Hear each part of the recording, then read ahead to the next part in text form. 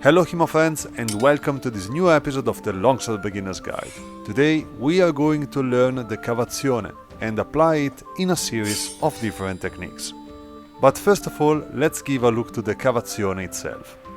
While sitting in a point online position, be it longa or breve or any position in between these two guards, with a fast movement of our wrist and elbows, we execute a tiny circle underneath the opponent's sword, moving from one side to the other.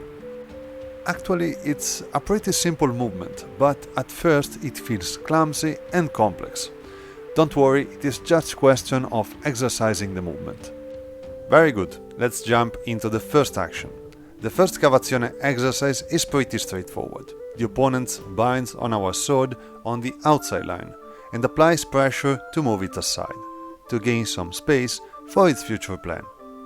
While feeling the movement through our blade, we instantly disengage the weapon with our Cavazione, and without waiting a single split of second, we launch a thrust on the inside line, keeping our weapon in a safe position, ready to intercept the opponent's sword.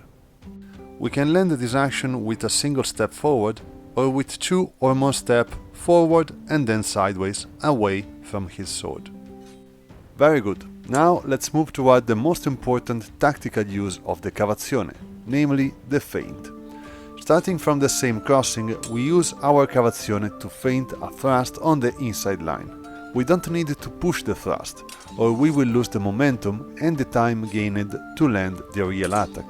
Instead, we simply disengage the weapon and with our body language we try to make the action feel real. Then we instantly go back to the outside line with another Cavazione and we land the thrust, as we have done in the first exercise. Once the thrust is landed, we instantly go back to the bind to keep control of the opponent's weapon. Thrusting on the outside line is far more risky compared to the inside one, but at the same time is a target easier to get compared to the other. As always, pros and cons. Remember anyway that every one of these actions can be mirrored, so you can easily start on the inside line, feint on the outside and then go back on the inside with your thrust.